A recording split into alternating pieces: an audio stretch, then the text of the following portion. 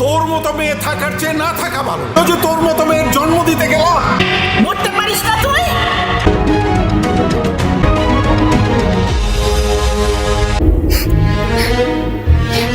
আমি আর পারছি না, অনেক দূরে চলে যাব।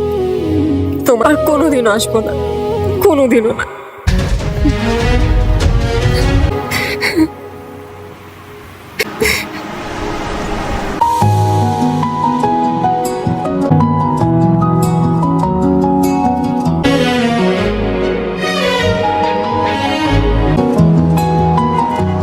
এই রাতের অন্ধকারে একা একা বসে কাঁদছেন কেন?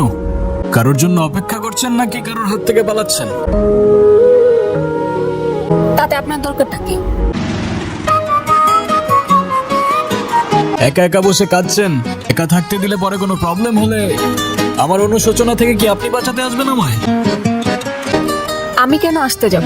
তো কোথায় যাবেন বলুন, আমি পৌঁছে দিই। জাহান্নামে। জাহান্নামে? ওকে,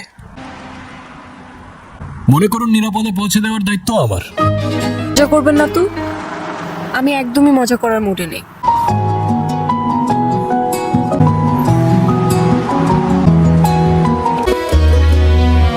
কি হয়েছে বলুন তো? এত রাতে এভাবে একা বসে এমনি এমনি তো আর কান্না করছেন না। কিছু তো একটা হয়েছে আপনার। মা বাবা কেউ আমাকে বিশ্বাস করে না। আমি কাউকে কিছু বোঝাতে পারি না, সবাই আমাকে দোষারোপ করে। মাঝে মাঝে মনে হয় এই পৃথিবীর কোথাও আমার জন্য এক ফোঁটাও জায়গা নেই।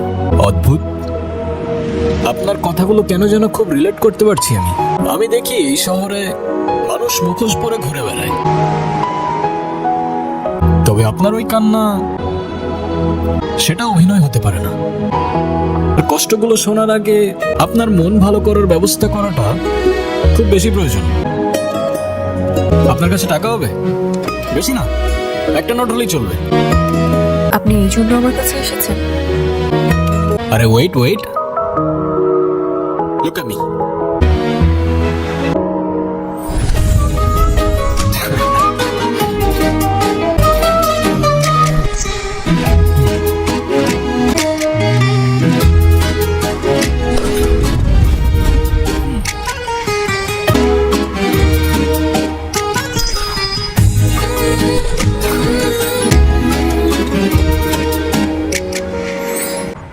আমার এই ব্যর্থ চেষ্টার জন্য না হোক, এই ফুলটার জন্য হলেও আপনার চোখ মুছে একটু হাসা উচিত।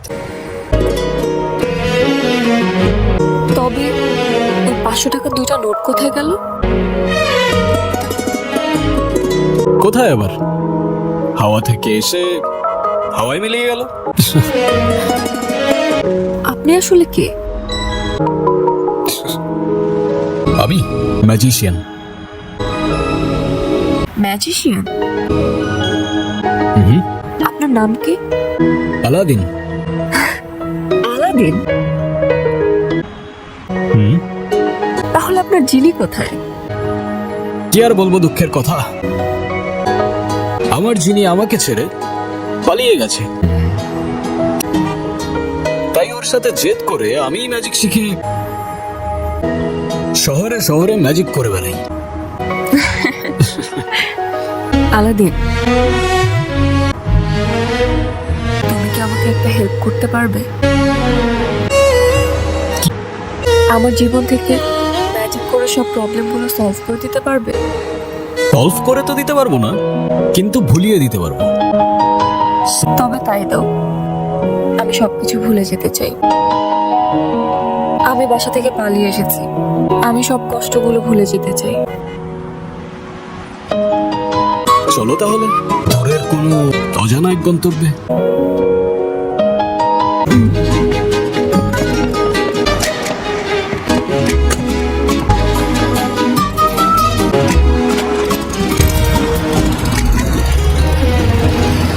এখনো তো বললে না, এই রাতে নিজের ঘর ছেড়ে বাস স্ট্যান্ডে একা বসে কাঁদছিলে কেন?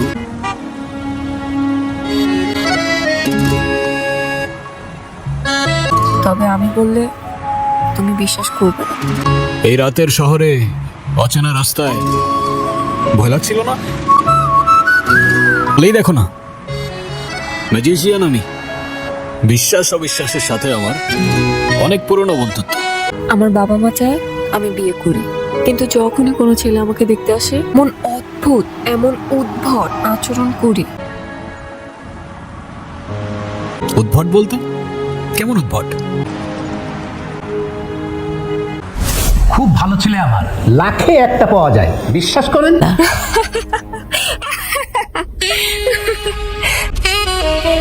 কিভাবে বিশ্বাস করব?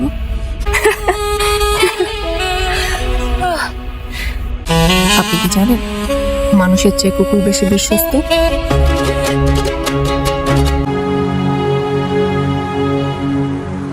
ওকেও চাও? না বাবা, আপনার ইচ্ছা হবে না যদি চায় বিষ থাকে।